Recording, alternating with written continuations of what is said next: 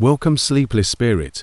I'm your storyteller tonight, here to guide you gently into the shadows of slumber, where dreams take over and worries fade away. Before we begin, don't forget to like this video and subscribe for more bedtime tales, whispered just for you. Let me know in the comments, where in the world are you watching from, and what time is it as you listen tonight? And if there's a story you've been longing to hear, something spooky, something comforting, tell me. I'm always listening. Now, tuck yourself in. My girlfriend Sarah and I, who have been together for 3 years and both have busy jobs in Denver's tech industry, decided to take a long weekend trip to Colorado, finally taking that romantic holiday we'd been promised ourselves for months. To be honest, we needed this vacation more than we had anticipated. Sarah was working 60-hour weeks as a software engineer at a startup, and I was slogging through my second year as a data analyst at a consulting firm. The plan was to just rent a cabin close to Aspen, turn off our phones, and remember why we had fallen in love in the first place. The drive was supposed to take 4 hours, but we got a late start because of Sarah's last-minute work crisis, so we were trudging through mountain roads as the sun rose on Friday night. I'd packed my Honda Civic with weekend bags, snacks, and her vintage Polaroid camera, which she insisted on taking everywhere. We had been winding through Highway 82 for about an hour, Sarah using a real paper map to guide us. The Colorado Rockies, which began to set behind the peaks in October, are something else entirely. Massive walls of stone and pine trees that seem to stretch into infinity, painted in shades of gold and crimson that no photo could ever capture. Sarah had her window cracked to let in the crisp mountain air that smelled of pine and something wild, and we both gasped and pointed like tourists as the road twisted and turned like a serpent because our GPS kept losing signal in the mountains.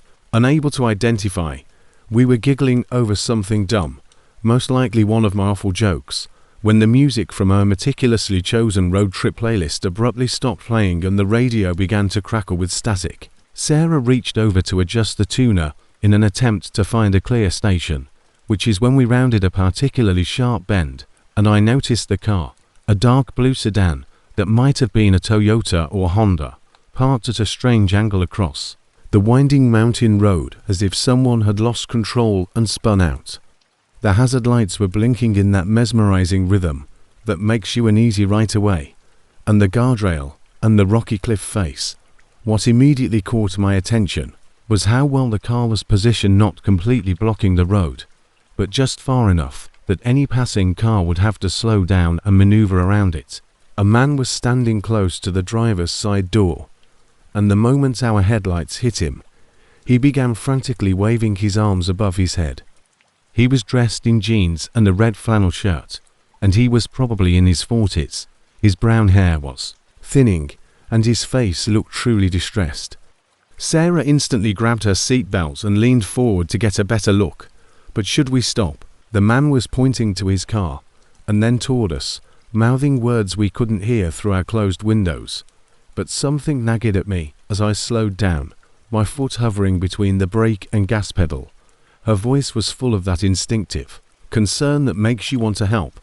No noticeable dents, no steam coming from the hood, no broken glass glistening in our headlights. The placement seemed too practical and calculated for a serious collision on such a dangerous bend. I've driven mountain roads before, and I know what happens when cars genuinely lose control on these turns, usually ending up smashed against the guardrail or tumbled down the embankment instead of sitting pretty in the middle of the road like a roadblock. The man's movements seemed almost staged, too theatrical, as if he was acting out his distress instead of truly feeling it.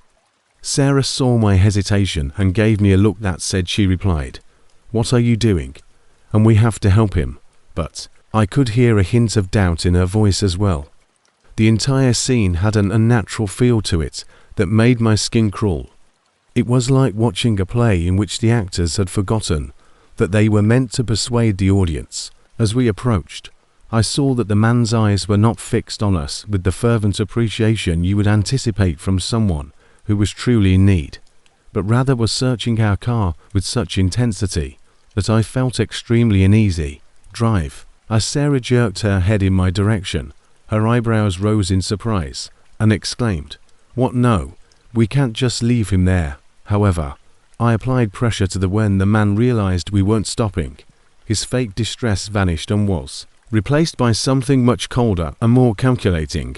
He actually stepped forward aggressively, accelerating around the sedan with only 2 feet between us and the rocky cliff wall.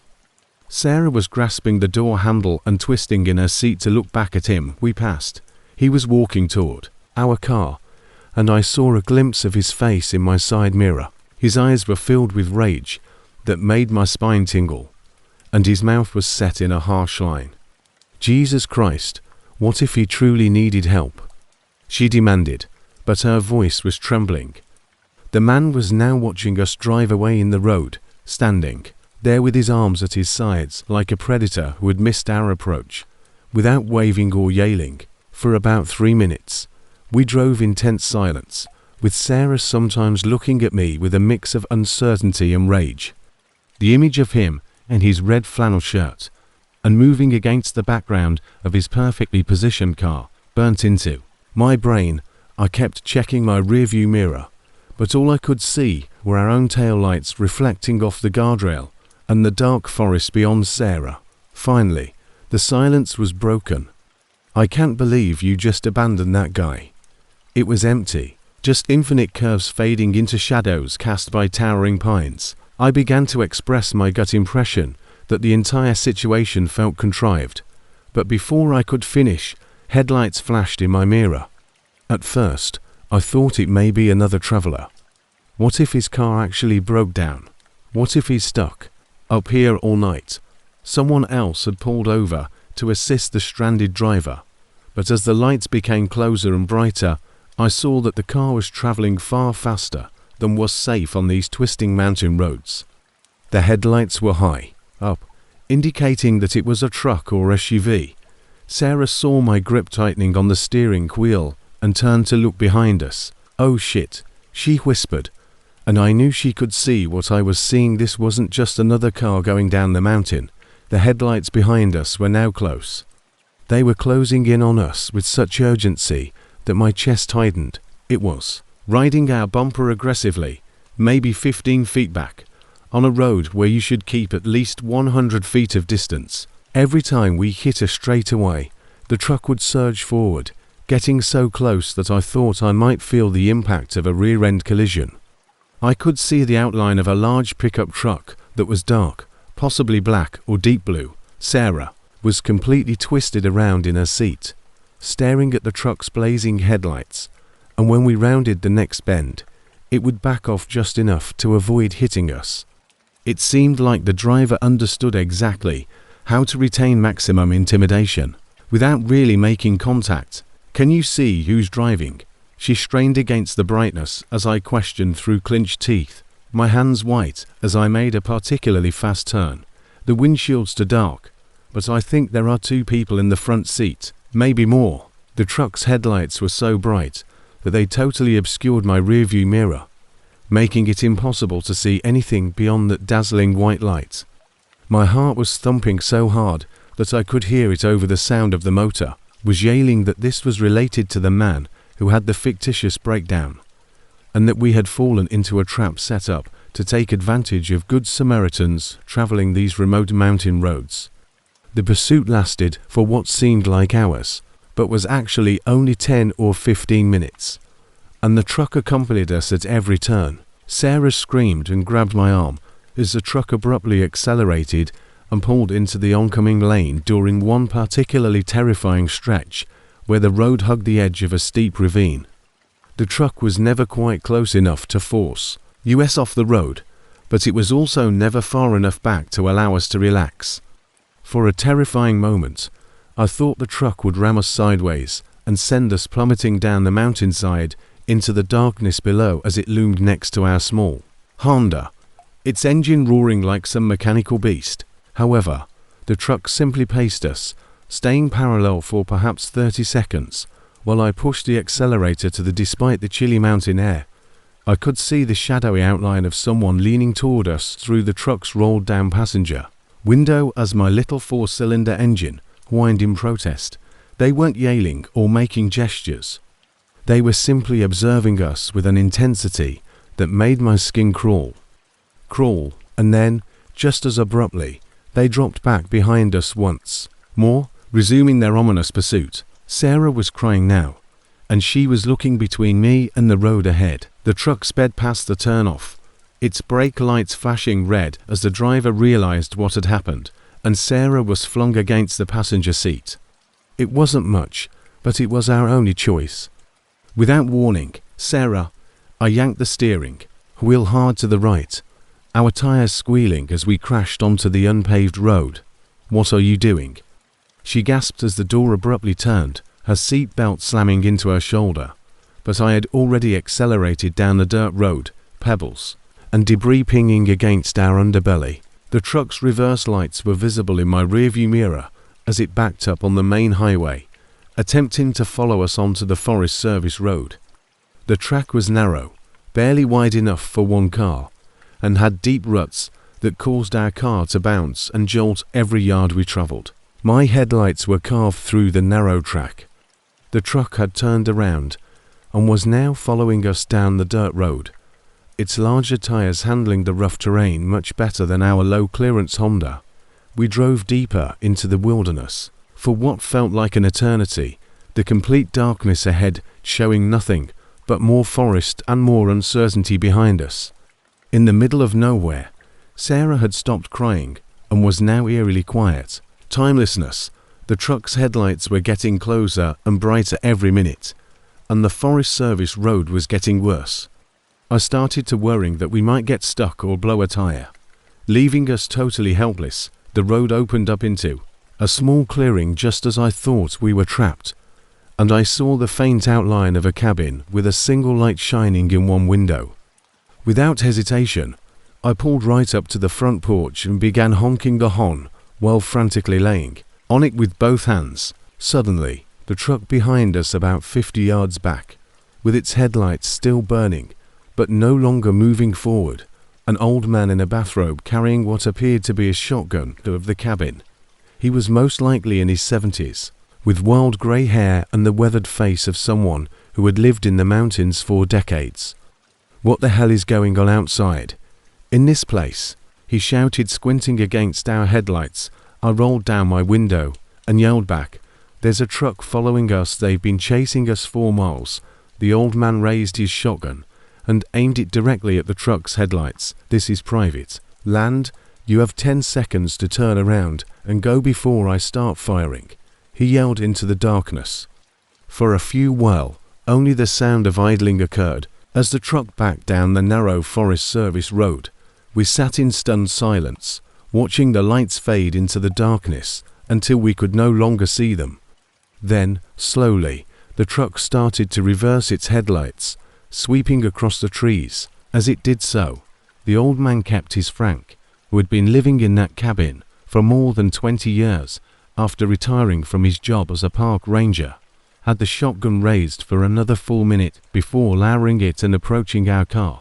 When we told him about the fake accident and the chase, his expression darkened. "You're not the first folks to come tearing down.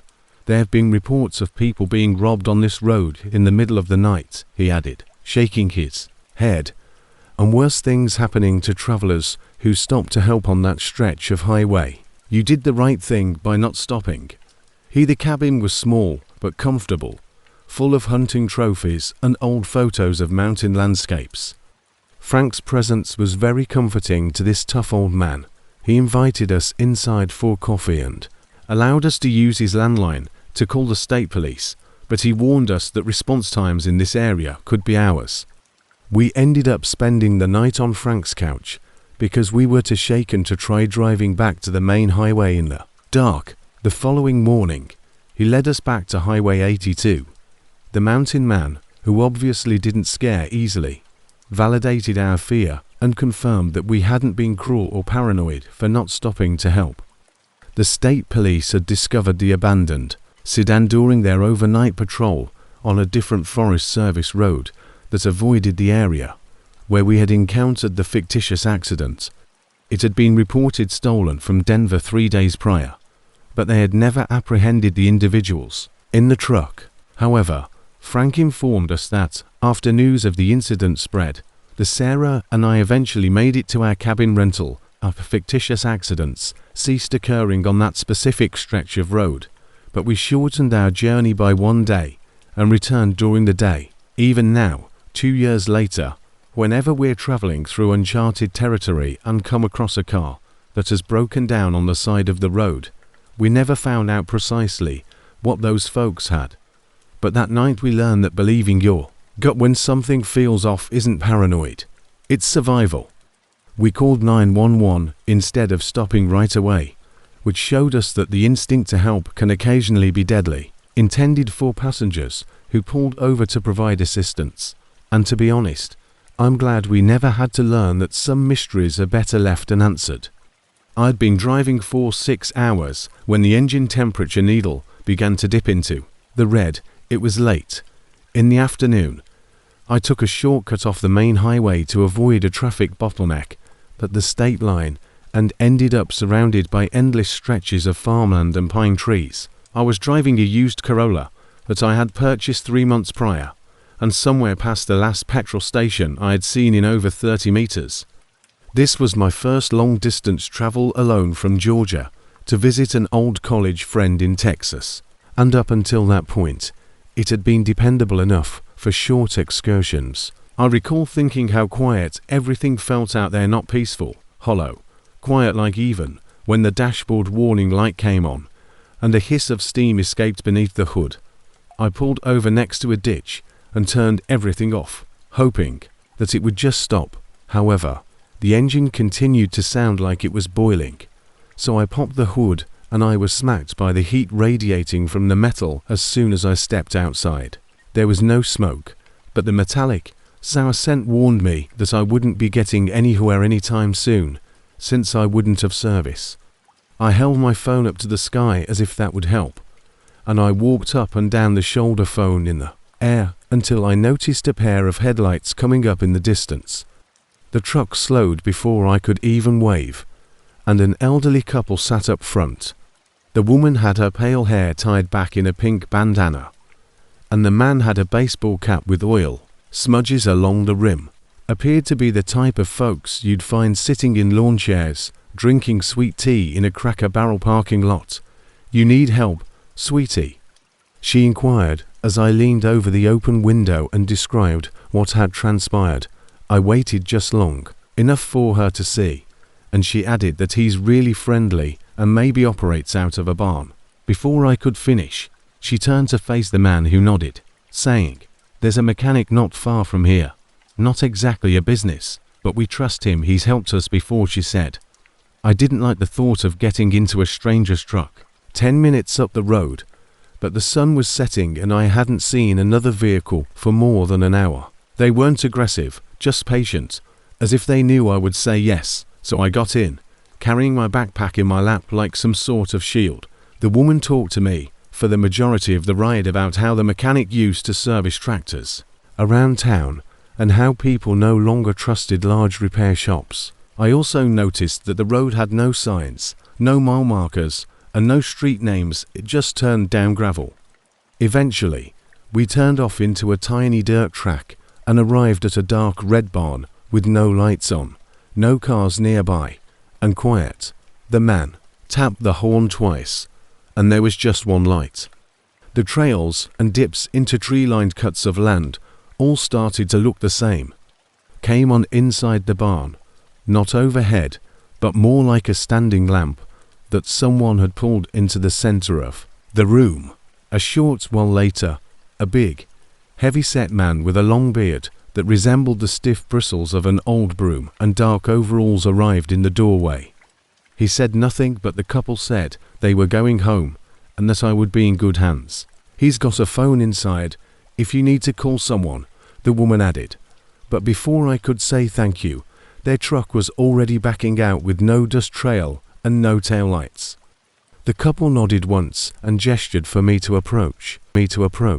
After entering the barn for a few seconds, the light barely made it to the corners. I noticed metal shelves filled with outdated cans and tools that I didn't know, a workbench covered in oily rags, and a stronger rust oil odor. I asked the mechanic if he had a phone I could use, and he said, "Signal's tricky out here. Better to wait," pointing to a folding chair against the wall and telling me to wait there while he looked at the car. His voice was gruff and low, as if he had stopped talking, and then he vanished outside, closing the door behind him. The chair swayed when I sat down, so I checked my phone again, but there was no service, so I attempted sending a message just in case it would go through. Later, I listened for the barn door to open again, perhaps the sound of footsteps outside. But all I could hear was the murmur of insects through the wall slats and a distant mechanical sound, like a generator straining. To keep up, I waited 10. The barn's light was growing less by minute 20.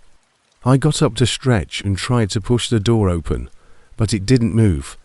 That's when I saw the outside latch, a heavy metal padlock, click into place. I yelled out, not yelling, just an abrupt hello, as if he hadn't intended to lock it. I tried louder again, but got no response. At that point, my throat began to feel dry, like I was swallowing gravel. I returned to the chair, unsure of what else to do, as there were no windows, only thin wooden slats. I tried using my phone's flashlight because the gaps were too small to see through, but the battery was only at 7%. I didn't want to waste it, so I considered pushing the door harder again, but something about the silence made me pause, as if the barn itself was asking me to keep quiet. I began to look around more. On the other end of the barn, beneath a loose tarp covering what appeared to be a pile of tires, I was attentively not just scanning, but actually noticing things. I noticed something that made my mouth drop, a line of shoes in various sizes and types, worn out sneakers, work boots, and one red flat. I approached slowly, almost expecting to hear someone behind me, but the barn remained silent. I reached out and lifted the edge of the tarp, and that's what I saw. They were lined up side by side, almost neatly, like something a youngster might wear, and weren't thrown around like rubbish.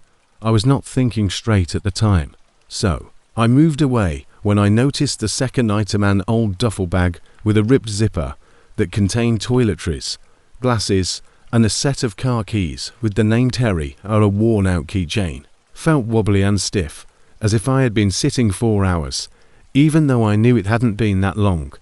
I went back to the door and tried screaming again, this time really loudly, but nothing came. Then I heard the distant crunch of tires on gravel instead of a voice. I heard the dull rumble of an engine. Leaving, I strained my ear to the wall. I sprinted to the slats and squatted down, trying to see through the cracks. I saw a flash of tail lights vanishing into the trees. It was the same truck, the same people, who hadn't left for home, but had waited, and were now there. That's what panicked me. I grabbed a rusty wrench from the workbench and began repeatedly smashing it against the barn door, while yelling until my voice cracked. The lock remained in place, but the door frame started to split somewhat.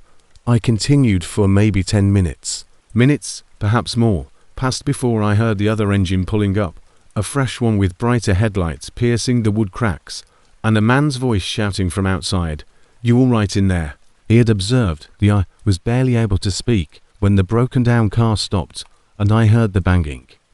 He worked on a nearby property and said he had never seen a mechanic out here before. It was just an abandoned old barn that hadn't been used in years.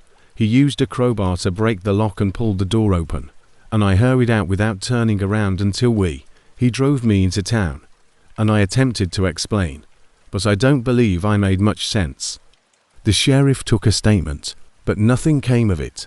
There was no sign of the couple, no record of who owned the land, and the barn was demolished the next week. The keychain Terry is still with me, and occasionally I consider mailing it, but I have no idea where I would send it. Nothing really explains what occurred that day, but I stopped driving cross-country after that, and now I take airlines, even when it's more costly.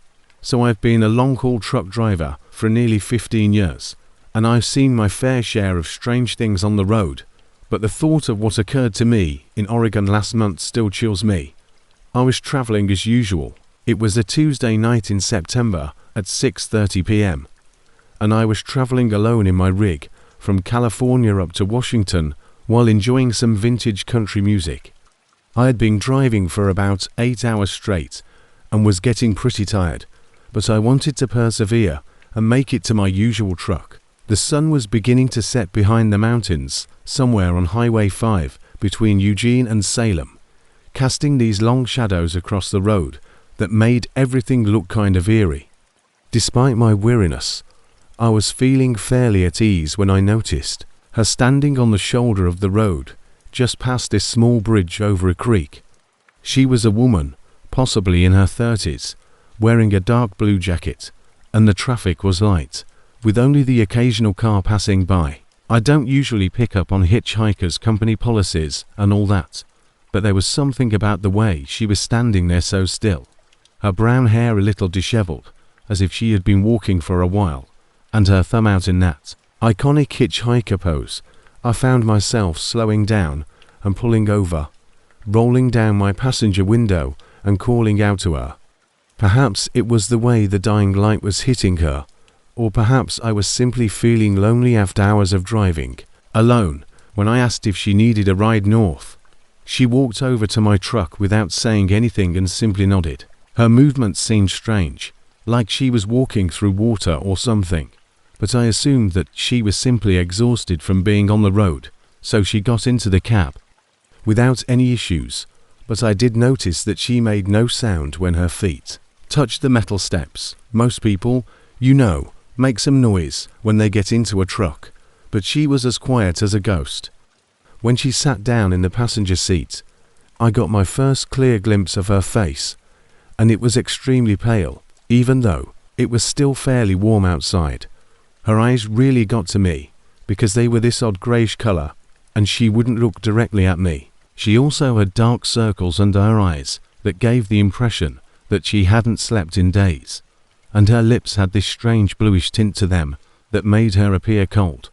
She would tilt her head toward the window or look down at her lap whenever I attempted to make eye contact. I asked her name and where she was coming from, the standard small conversation you have with a passenger, but she would just nod or shrug. The strange thing was that I couldn't smell anything from her. Individuals have a scent, whether it's perfume, soap, sweat, or something else entirely. Even when I inquired where she wanted to be dropped off, there was only a quiet gas station up ahead.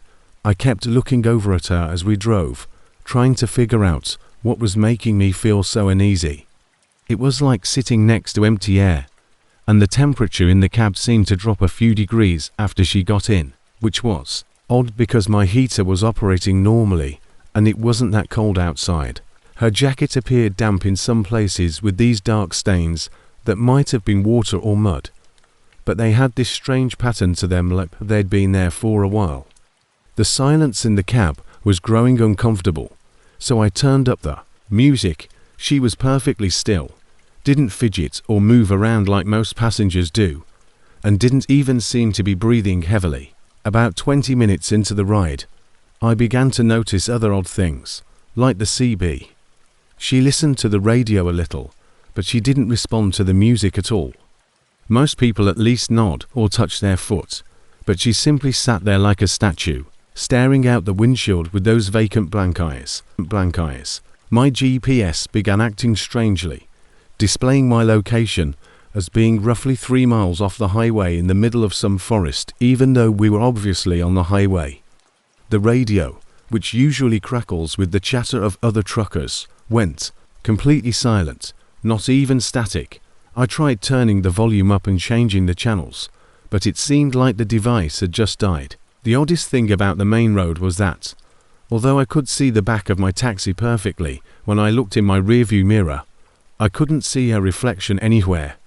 I thought perhaps it was the lighting or the angle, so I moved the mirror around a few times, but no matter how I positioned it, she wasn't there. I tried to tell myself that it was just the strange lighting from the sunset, but deep down I knew something wasn't right when I looked over at her again and saw that her skin had an almost translucent quality to it, like I could see the veins. My heart began to beat faster, and even though the air in the taxi was cool, I could feel sweat forming on my forehead. The gas station exit was approaching, and I had never been so pleased to see those bright fluorescent lights in my life. As I slowed down and took the off-ramp, she finally turned her head toward me, and our eyes briefly met. Below, however, they were dark, nearly black, rather than blue.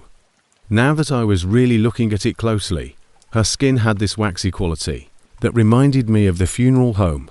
What I saw in those grey eyes will always haunt me.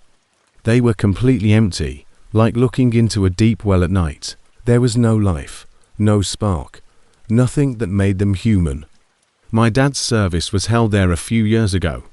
I pulled up to the gas station, put the truck in park, and gripped the steering wheel with trembling hands. Without saying anything, she opened the passenger door, got out of the cab with that same strange fluid movement, and began to walk toward the convenience store. I called out, "Hey, take care of yourself."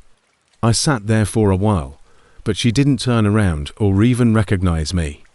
Instead, she continued to walk with this weird gliding gait, as if her feet weren't quite hitting the earth. The temperature in the cab returned to normal almost immediately after she left, and my GPS corrected itself to show me a precise location at the gas station. I desperately needed coffee. I spent a few minutes trying to calm down and make sense of what had just happened, and decided to fill up my tank while I was there. So I got out of the taxi and went inside. The bell above the door rang as I entered, and I looked around for the woman, but she wasn't there. The store wasn't very large, with only a few aisles, filled with snacks and beverages, a coffee station, and I took some beef jerky and a huge coffee from the counter, where a young man named Tommy was running the register. Still feeling unsteady from the entire event, Tommy glanced at me and said, "You look like you've seen a ghost, man. Everything all right?" When I told him that I had picked up a hitchhiker and put her down here, a woman in a dark blue jacket with brown hair, Tommy's demeanor instantly transformed. I nearly laughed at how precise that remark was. Turned pale, and he leaned forward across the desk, asking, "Wait, what precisely did she look like?" He inquired, his voice fading to a near whisper. I gave a detailed description of her, including her pale complexion, grey eyes, her lips were blue as she moved. Tommy continued to shake his head and repeat, "No way, no way," while I spoke. He muttered, "Dude, you're the second person today who's told me about picking up a woman matching that exact description. Some guy or a red pickup came in around noon and said he'd given her a ride and dropped her off here too. But here's the thing," he looked me in the eye after I was done. "That woman, Jennifer Walsh, killed 3 nights ago in a vehicle accident, approximately 2 miles from where you most likely picked her up." He stopped and looked around the store, if he was making sure no one else was listening. The following morning, my coffee cup fell out of my hand and hit the floor, splattering hot liquid all over the place, but I was barely aware of it as the room began to spin, and I had to grab the counter to steady myself. Tommy grabbed some paper towels. She was on her way to visit her sister when she crashed her car into that creek by the bridge, and they pulled her body out of the water and began wiping up the coffee spill as I struggled to comprehend what he had just told me. "Are you sure it was the same woman?" I asked, even though I already knew the answer. He grimly nodded before taking out his phone and browsing what appeared to be a local news app. "This is the screen," he said. "Local woman dies in single car crash" was the headline of the accident piece, and beneath it was a picture that stopped my heart. It was her, with the same face and brown hair, even according to the article.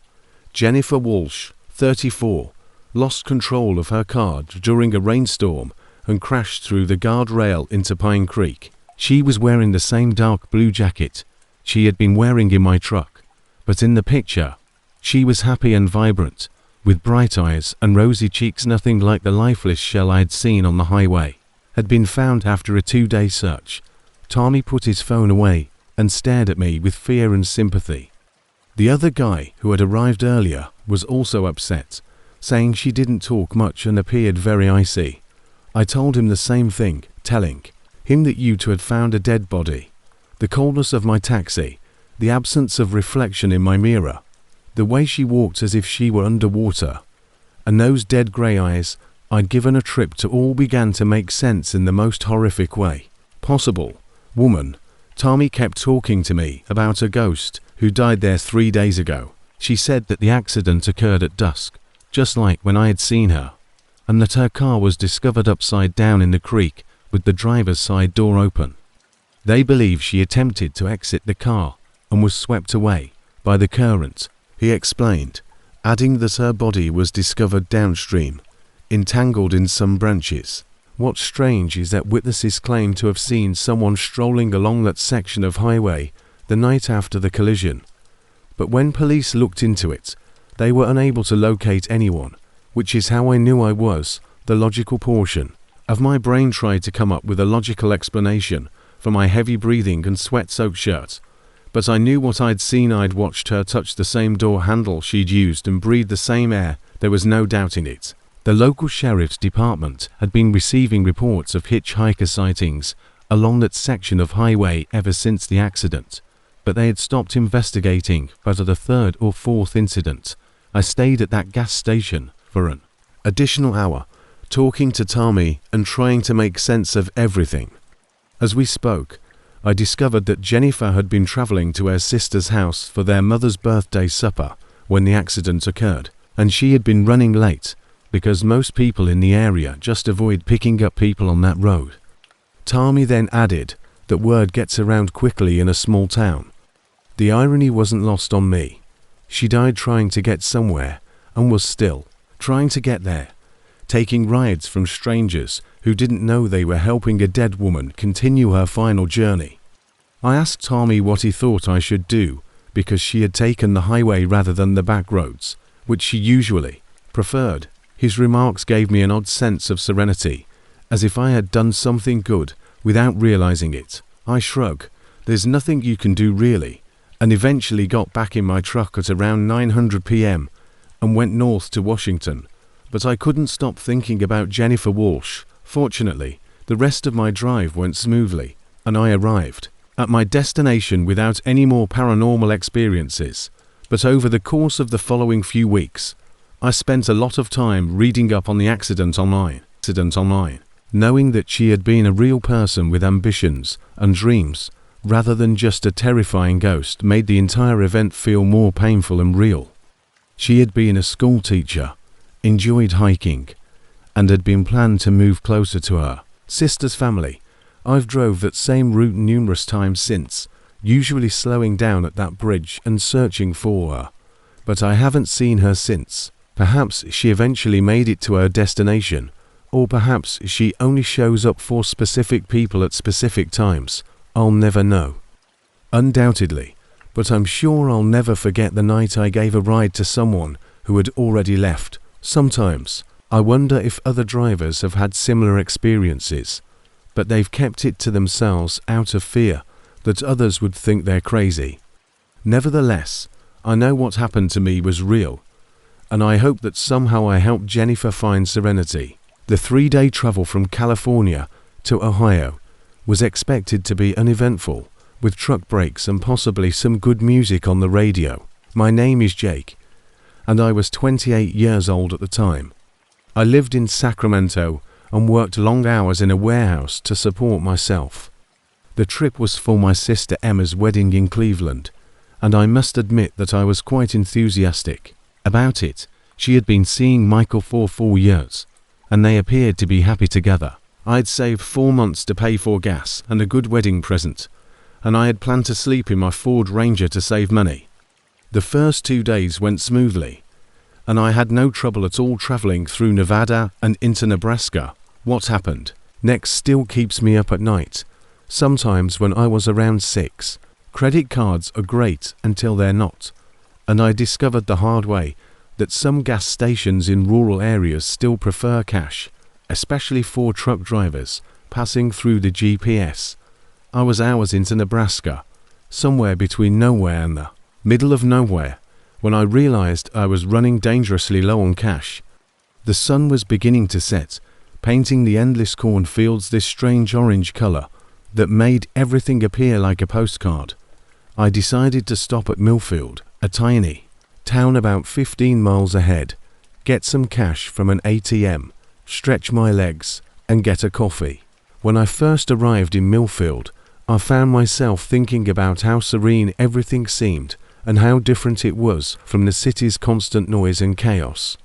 I also remembered that Millfield was the type of town where the main street was perhaps 4 blocks long and had those old-fashioned brick buildings that most likely looked exactly the same in 1950 as they did on that day. The streets were deserted, save for a few pickup trucks parked at strange angles, as if their owners had just left them in the middle of an errand. There was a small cafe with a flickering neon sign, a hardware shop with dusty windows, and what appeared to be a post office that doubled as the town hall. I was searching Main Street for a bank, or at least an ATM, when I noticed a single ATM outside of what appeared to be a bank based on the faded First National that was painted on the brick wall behind it. I pulled up directly in front of the ATM, and when I got out of my truck, I noticed right away how calm everything was, not just quiet, but also devoid of insects, birds, and the distant hum of lawnmowers or air conditioners. The wind also seemed to have stopped entirely, which was odd because Nebraska is typically quite windy. I approached the ATM, inserted my debit card, and began entering my PIN. The machine made strange clicking noises as if it was considering something very carefully, and then the screen flashed. The only sounds were my footsteps on the cracked sidewalk and the distant rumble of my truck's engine cooling down. I was stuck in the middle of nowhere with maybe $30 in my wallet after processing for what seemed like an eternity. And then all of a sudden, the device just ate my card. It wasn't like it malfunctioned. It literally pulled my card in and wouldn't give it back, no matter how many times I hit the cancel button. For about 5 minutes, I stood there without a debit card and pressing all the buttons on the machine. I even tried looking inside the card slot to see if I could see my card, but the screen kept flashing transaction complete, which was a complete lie because I hadn't received any money or my card back. Decided to search for assistance. Perhaps the diner was still open, or someone at the hardware store could direct me to the owner of this useless ATM. At that point, I began to notice that the houses were all occupied, as I could tell by the lights in most of the windows and the cars in the driveways. But something wasn't right when I realized that people were seeing me while I was walking down the sidewalk toward the diner. I never saw anyone sitting on a porch or standing in a doorway, but I could see the curtains in each home I passed shifting slightly, as if someone was watching me. I initially thought I could be being paranoid because I had just moved away from the window, but as I began to pay more attention, I noticed that every single house and window had curtains that would move as I was about to stare directly at them, as if a choreographed dance were taking place that I wasn't a part of. I attempted to wave at one of the windows in the hopes that I might attract someone's attention and request assistance, but the curtain instantly snapped shut. The entire situation gave me the unsettling impression that I was the only person awake in a town full of sleepwalkers. The neon sign for the diner read the door was open, but when I pushed on it, it was securely secured. I knocked several times and looked through the windows, but nobody was inside, save for a few tables and chairs that appeared to have been there for years. The same was true of the hardware store, where the lights were on, but nobody was there. When I walked around looking at all these houses with their occupied-looking windows and parked cars, I began to realize that perhaps this town wasn't as alive as I'd initially thought. But then I noticed something else that made my skin crawl. I hadn't seen a single child or bike in the entire town. Every little town has kids running around, especially on summer evenings, but when I came, the lack of kids made everything appear even more incorrect. I decided to try. There were no swing sets, trampolines, or yards sprinkled about, which seemed impossible for a town this size. I went straight up to the front door and knocked 3 times loudly enough for anyone inside to hear me. I chose a random house, a small white one with a red door and a porch light that flickered on and off in an odd rhythm. I didn't wait, knocked once more, saying, "Hello, I need some help with an ATM issue." Nothing happened, but I thought I heard movement within. Someone trying to be quiet was moving around. The porch light kept flickering, and I saw that the front window curtain was moving slightly, as if someone was breathing on it from the other side. I tried the doorbell, but it didn't work. It was either broken or disconnected after standing there for after what seemed like 10 minutes. I gave up and started walking back toward my truck, feeling uneasy with every step. When I reached my parking spot, I made the decision to just leave, because I had enough money to get to the next larger town and could call while I tried pumping the gas pedal again and making sure the gear was in park. But nothing happened and the radio wouldn't turn on. I also tried turning the ignition key, but nothing happened, not even a click, and the engine was completely dead, which was strange because it had been running flawlessly for just 20 minutes. I popped the hood and took a look, but since I'm not a mechanic, everything appeared okay to me. No visible loose wires or smoking parts, yet the headlights wouldn't turn on, and the small dome light inside the cab wouldn't function either. It was as if the entire electrical system had just died as I was strolling around town. I turned around and almost jumped out of my skin when I heard slow, methodical footsteps behind me on the tarmac, like someone wearing heavy boots. A man, about 60 years old, was standing about 10 feet behind my truck, observing me. He was wearing faded. What really struck me was how he had looked. I hadn't heard him approach, hadn't seen him coming from any direction, and for a single second, I was by myself. He was wearing jeans and a flannel shirt that looked like it had seen better decades. His face was worn and deeply lined, and his pale blue eyes seemed to look right through me. He appeared as if he had appeared out of thin air the next second. He said nothing and simply stood there, arms by his sides, staring at me with an expression I couldn't read, not particularly menacing, but not friendly either. Waiting. Hi there, I managed to say, while trying to keep my voice low. The man tilted his head slightly, as if he was carefully pondering my query, but he remained silent for what seemed like an eternity. "I'm having some car trouble, and the ATM ate my card. Don't suppose you know who I could call for help," he said steadily. When he gestured down the street toward the far end of town, where the road faded back into the cornfields, he raised one arm without averting his gaze. His meaning was very obvious.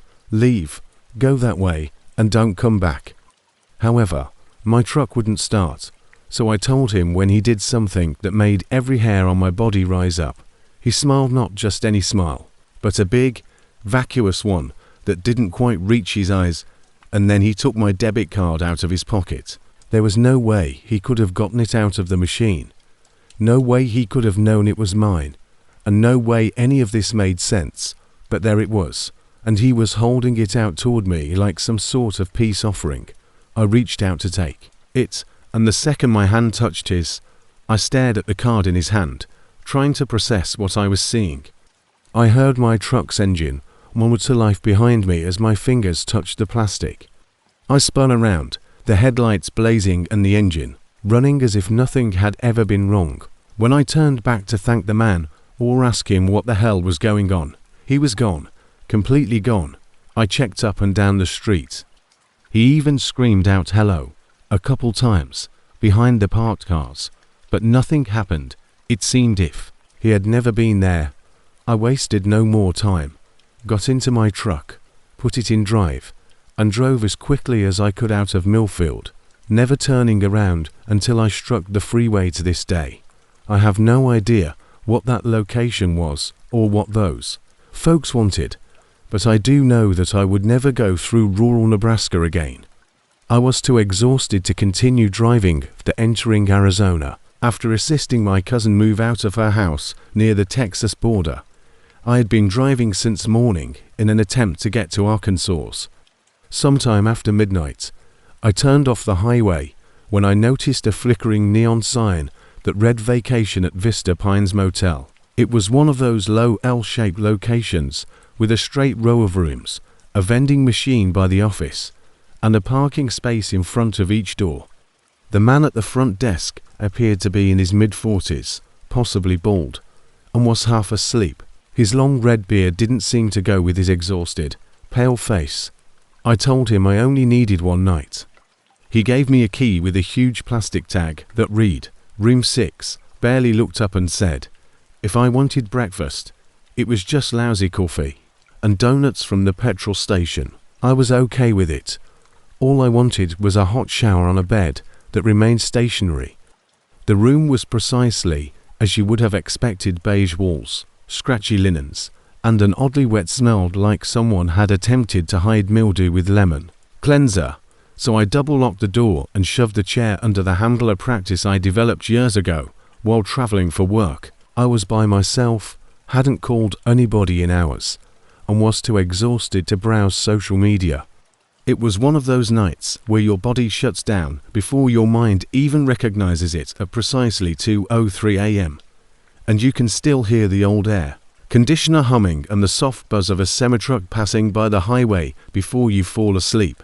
The door handle moved as if someone had a key and was attempting to enter discreetly, and the chair beneath the knob moaned and held its position as I woke up to a clear click, not a knock, not a bang, as well as the deliberate sound of metal sliding into metal.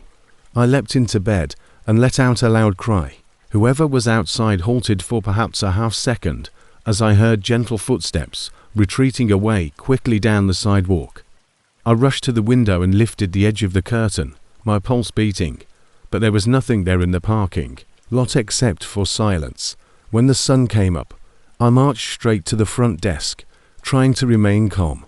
A younger man, who was probably in his mid-20s, was on duty, so I sat up in bed with the light on and my car keys clutched in one hand. The night was still too still for me to sleep again. When I told him what had happened, he raised his eyebrows and remarked, "That's not possible.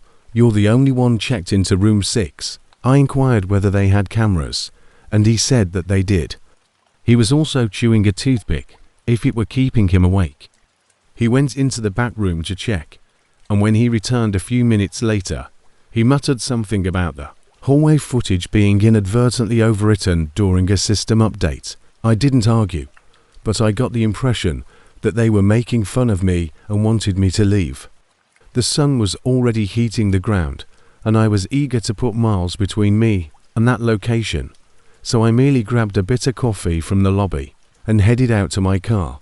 I unlocked the door, threw my bag on the passenger seat, and that's when I noticed it. A Polaroid picture of me, lying on the motel bed with my eyes closed, was sitting dead center on the dashboard. It hadn't been there the night before, and was slightly wrinkled at the corners, as if it had been handled several times. I picked it up without thinking, flipped it over, and my legs almost gave out. The bedside lamp was still on in the picture when I fell asleep, and the blanket was pulled up just past my waist. I looked around the parking lot as if someone might be watching me, but all I saw were a row of empty rooms and dried up weeds along the chain link fence. I got into the car, locked the doors, and just I don't know how long I sat there with the engine running, the picture still in my lap, but I remember my throat drying up and the strangest sensation coming in, like the air inside the car had changed. The photo wasn't taken through the window, so there was no glare or distortion. Additionally, the angle came from within the room. Whomever grabbed it had been standing at the foot of the bed. I wanted to toss it out the window, but I was unable to do so I threw it in the glove box and left so quickly that my tire screeching that I didn't stop until I came to a crowded cafe off the next exit. The worst part was that whoever it was didn't panic when I screamed. Instead of shouting, "Back," or running, they simply backed away as if they weren't there. I spent 2 hours sitting in a booth near the New Mexico state line, watching people come and go. I kept thinking about how quiet the door handle had turned and how the chair was the only thing that woke me up. Later that night, when I checked into a new motel farther down the highway, one with interior hallways and a front desk that actually paid attention, I was shocked to wake up if it were part of something they had done before. I couldn't bring myself to close my eyes for more than a few minutes because I could hear every sound from my chest constricted as I put the furniture in front of the door and continued to check the lock in the adjacent room, which was still. Around 20 a.m. I jerked to my feet as if my body had remembered before my mind. I didn't sleep after that, and the following morning I couldn't bring myself to enter the glove box. A week later, when I came home, I opened the glove box once more, and the Polaroid was still there, curled at the corners just like before. However, below it was another item, a hotel key of the same type that I had used with the plastic tag, but this one marked room 7. I had never stayed in room 7, so I stared at it for a while, trying to convince myself that perhaps the desk clerk had slipped in an additional key by mistake, accident, but I distinctly recalled that he had only given me one, and I had never opened the glove box that evening unless absolutely necessary. A few days later, a woman answered, and this time an older voice said she had been employed there 4 years. When I inquired about room 7, there was a little but sufficient pause before she said that the room had been out of commission for some time because of water damage. I inquired since when she mentioned late last year. I questioned if I ended up mailing the picture and the key to a law enforcement friend of mine that I had worked with years ago because I didn't want to hear another lie. She told me it wasn't possible when I tried to check into it recently, and I hung up before she could ask why I was calling. Why keep these somewhere that's not near me? I instructed him without asking him to look into it. A few days later, he texted back to say he had received them and had locked them away. That was the end of our communication, and we haven't spoken since I can't describe what happened in a way that seems reasonable. I haven't discussed it with anybody else, not even my therapist or family. I'm still unsure of how someone entered that room, how they obtained that picture, or why they left that key, but I believe about it every night at around 2 in the morning. I constantly wake up around that time now, whether I'm at home or on the road, and occasionally I lie there motionless, listening for a click that I haven't heard again, but it might be the only thing I know. I doubt I would be typing this right now if I hadn't pushed the chair behind the handle. Someone else had a key to my room that night, and they were standing at the foot of the bed. When we made the decision to take that detour, Austin and I had been driving for almost 12 hours straight. We were both juniors at Indiana University, just two ordinary guys on spring break attempting to get to his cousin's house in Utah without breaking the bank on hotels. Austin was a laid-back Wisconsin man who could sleep anywhere. The entire trip had been going smoothly until we hit that section of highway in New Mexico where the GPS started acting strangely, showing us roads that didn't seem to exist and giving US directions that made it difficult to follow. I was always the cautious one, constantly checking our route and making sure we had enough gas. The main highway had been congested all day, and when Austin arrived, neither of us was truly concerned, despite the fact that we had been making jokes about how we were likely to become one of those cliched horror movie college kids trapped in the desert.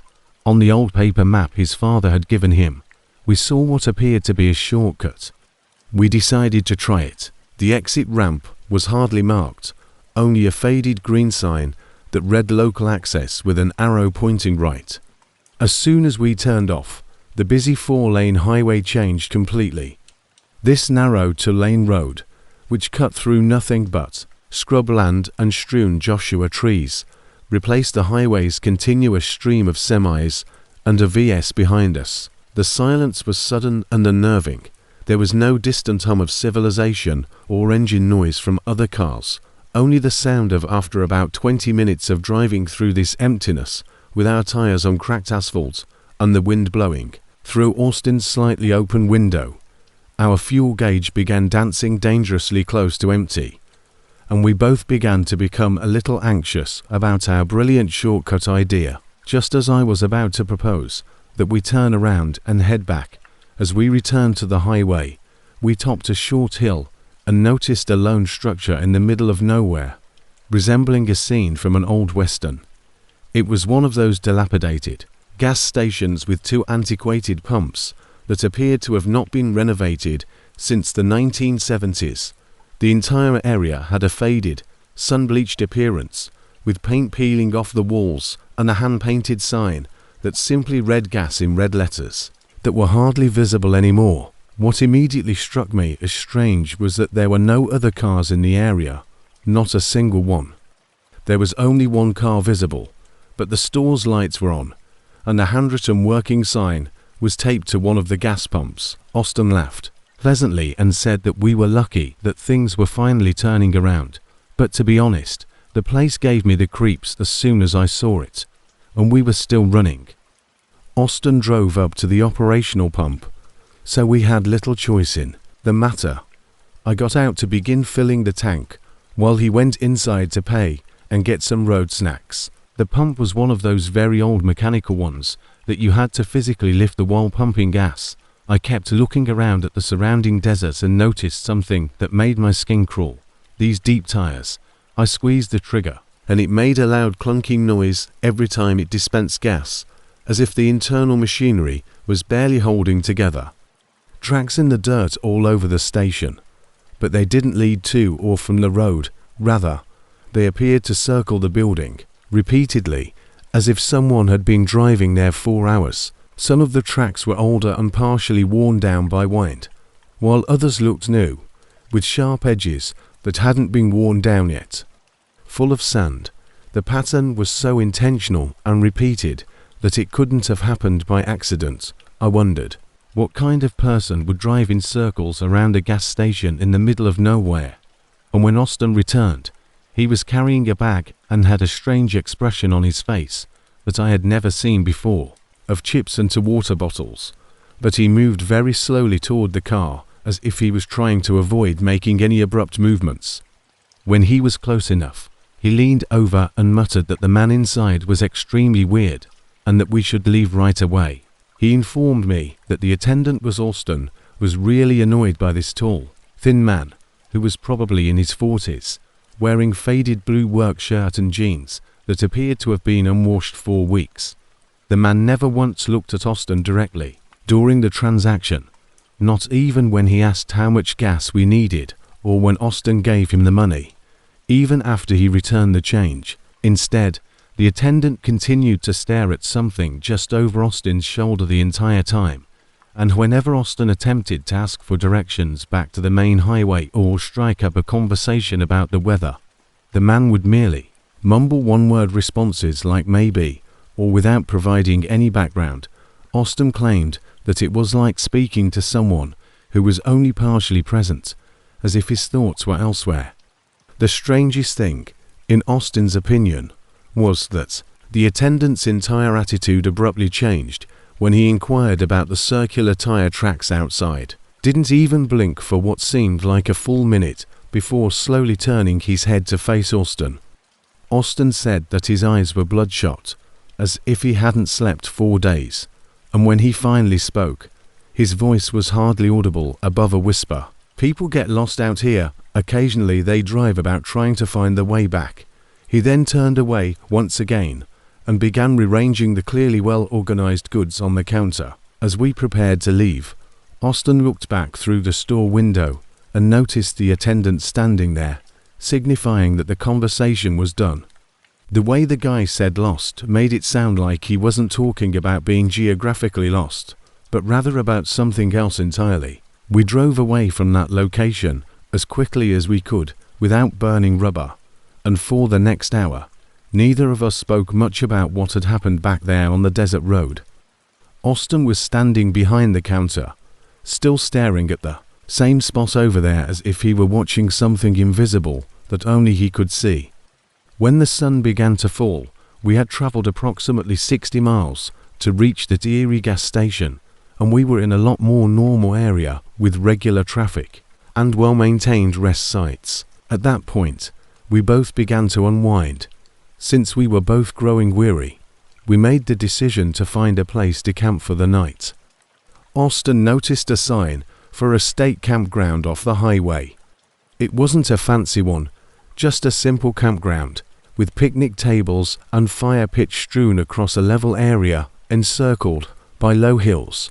We set up our tent as the last light was disappearing from the sky, cooked some hot dogs over a small campfire, and tried to convince ourselves that the strange encounter at the gas station was just one of those two campsites that were occupied by families with RVs and were far enough away that we felt like we had plenty of privacy. The temperature fell quite a little when the sun set, which wasn't unusual for the desert, but what was surprising was how quiet everything got. Even the families in the RVs seemed to have gone to bed early.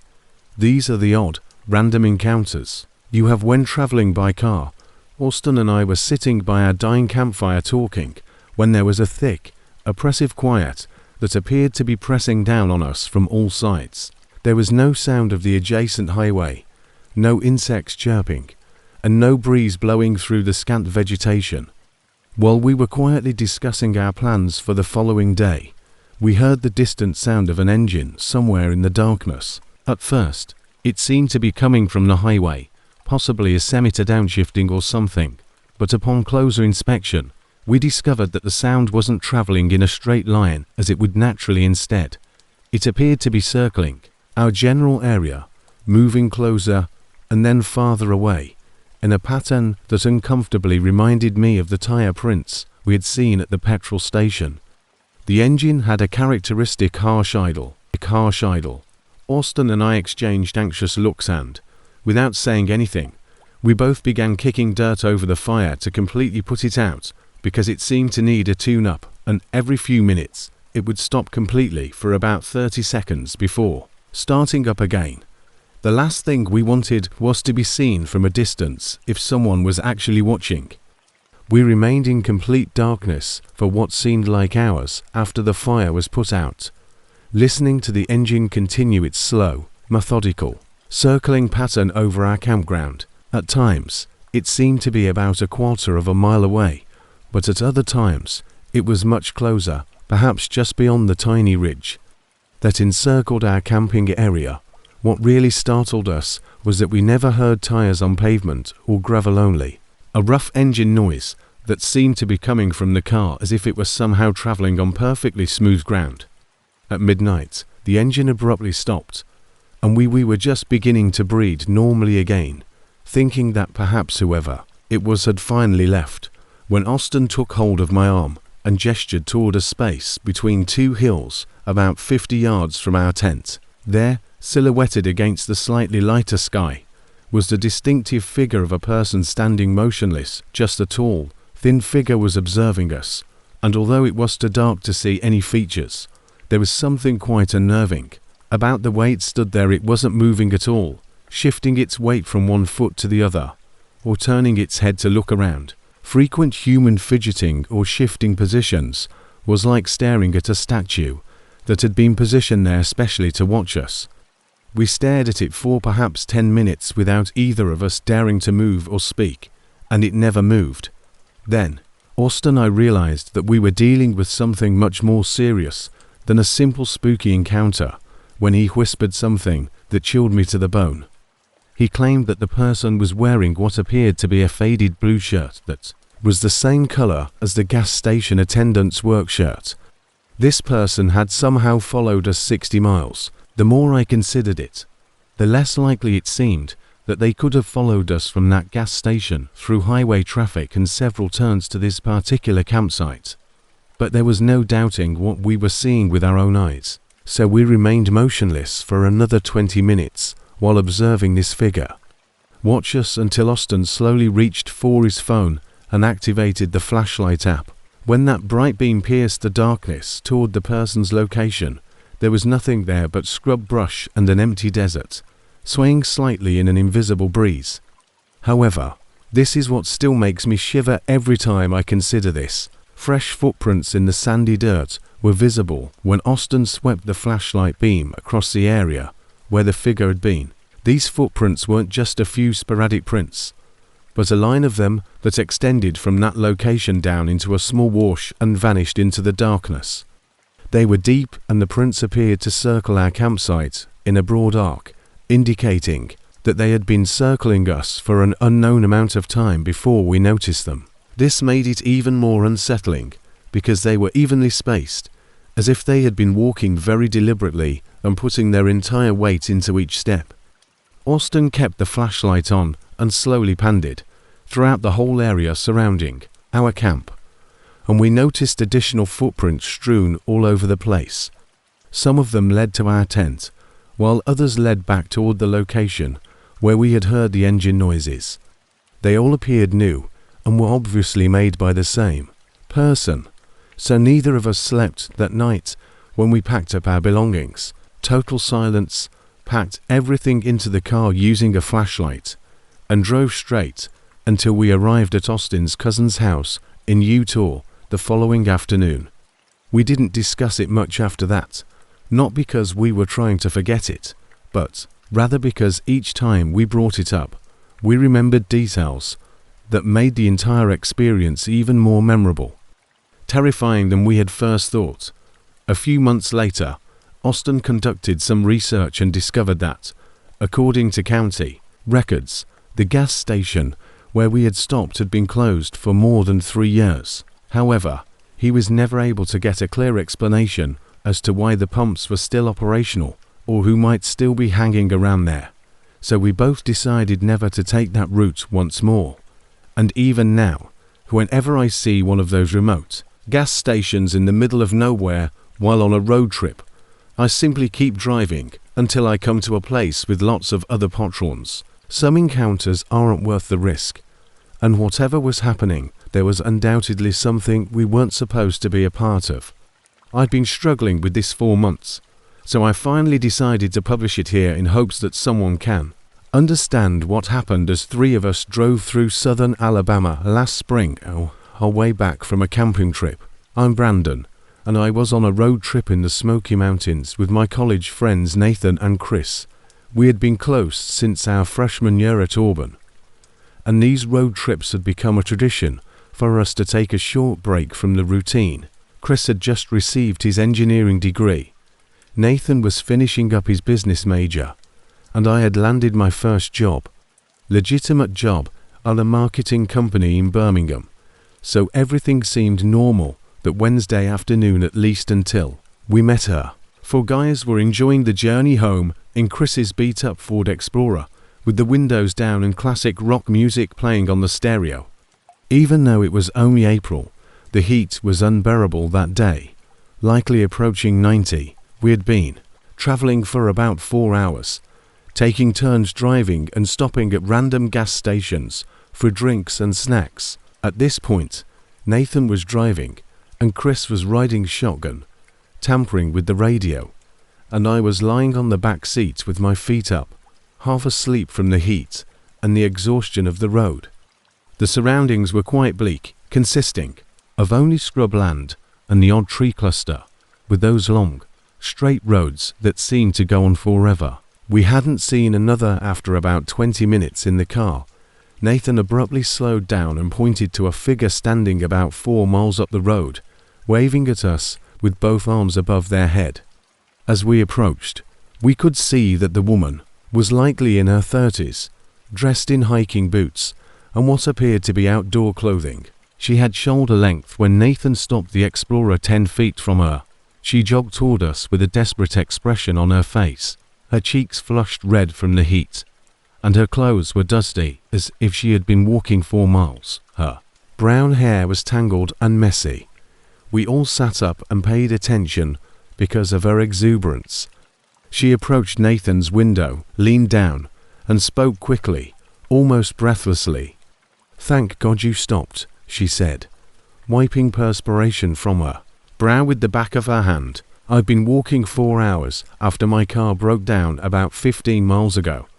And the woman identified herself as Lisa and claimed she had been hiking alone in a state park approximately 30 miles north of where we discovered her. "Haven't seen her soul yet. Could you possibly give me a ride to the next town? I'll pay you for gas, whatever you need." She had to walk to the main highway to get help after her car overheated and died on a back road. The story made sense because it was the kind of thing that could happen to anyone in that heat, especially on those isolated roads. Chris and Nathan looked at each other, and I could tell they were both thinking the same thing I did. Nathan asked her which town she needed to get to. She mentioned Millbrook, which was about 40 minutes ahead of us on our route.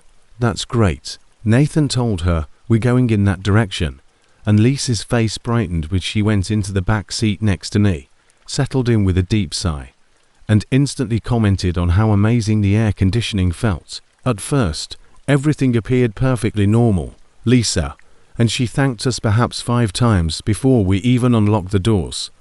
Was gregarious and appreciative. She told us about her hiking trip and how she had misjudged the heat in Alabama. She also revealed that she was originally from Florida, but had relocated to Birmingham for a teaching position, which instantly struck up a conversation with me, because I also live there. We exchanged notes about local eateries and neighborhoods, and she seemed to know the conversation flowed easily as she asked about our camping trip. We told her about some of the trails we'd hiked, and she shared stories about other outdoor activities. The city is fairly well maintained. Chris offered her one of our water bottles, which she gratefully drank while fanning herself with a trail map she took from her backpack. Nathan kept the Explorer moving steadily, and we all got into what seemed like a typical road trip conversation with a fellow hiker who had experienced some bad luck with her vehicle.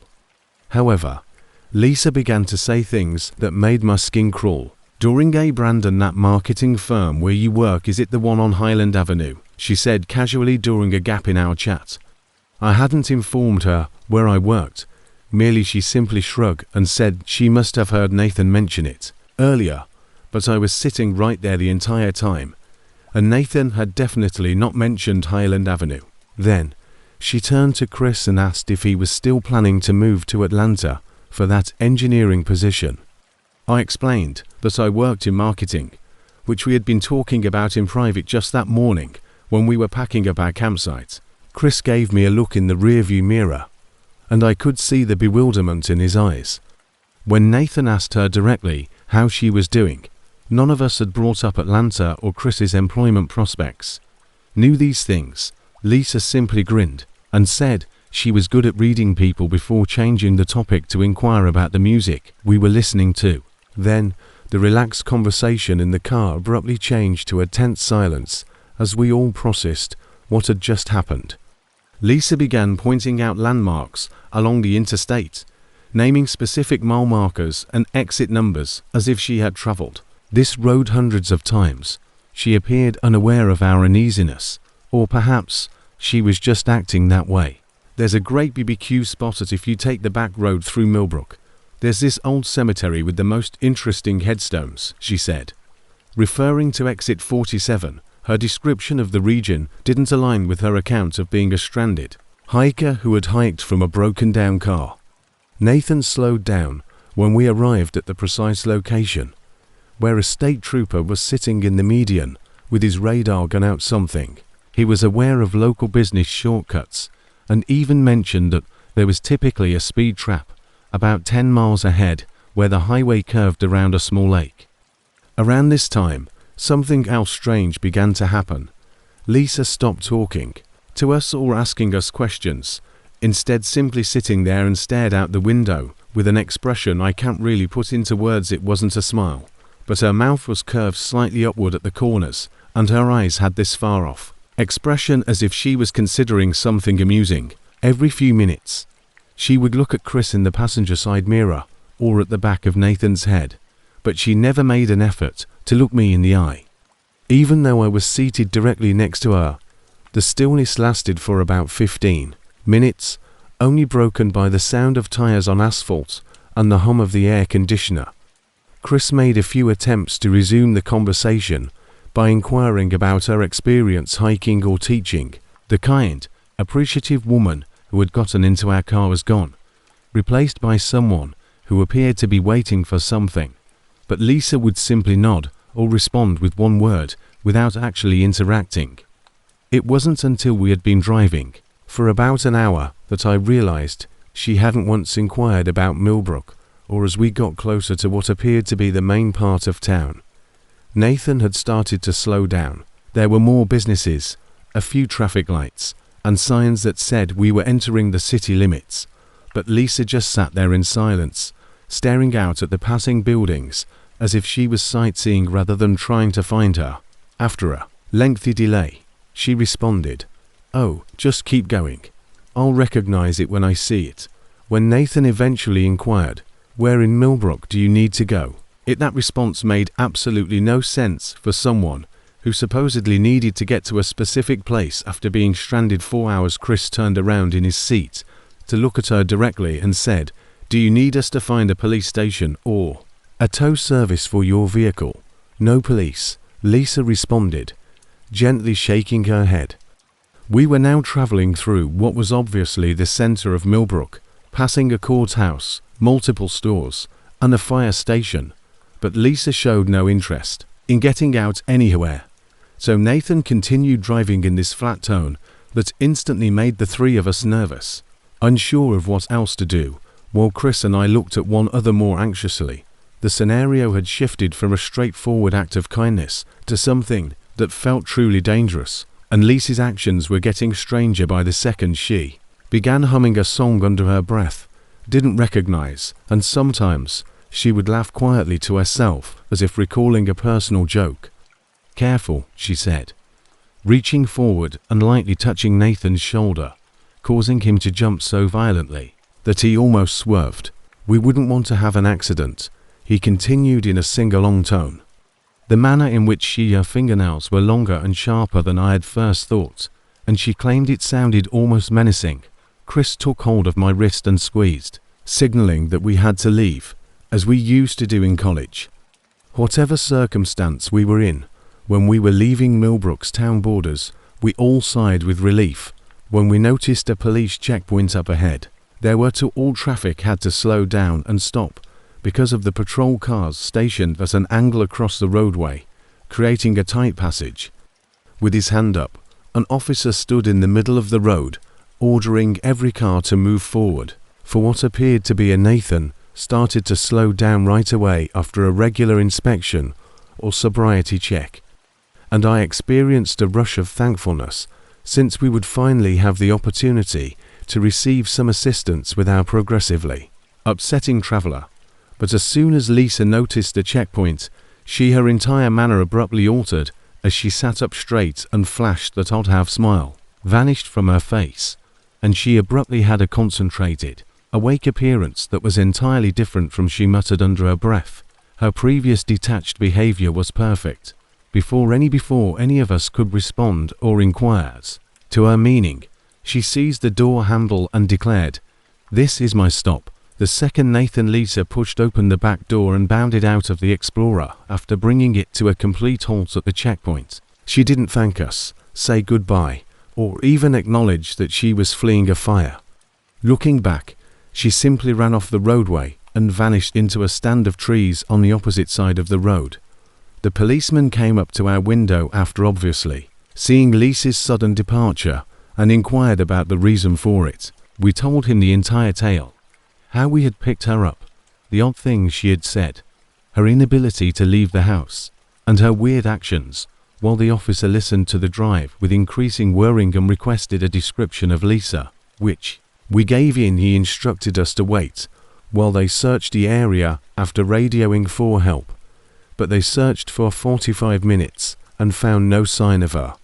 The officer's statement that there was not a single broken down car within 50 miles of where we were was quite upsetting. We located her, and there were no missing person reports that fit her description. He stated that throughout the previous few months, there had been multiple reports of a woman who looked like Lisa. On distant routes, they would constantly approach travelers and tell them they were stuck, but no one had ever reported after they picked her up. We exchanged contact details and left. But I haven't been able to. The three of us hardly spoke.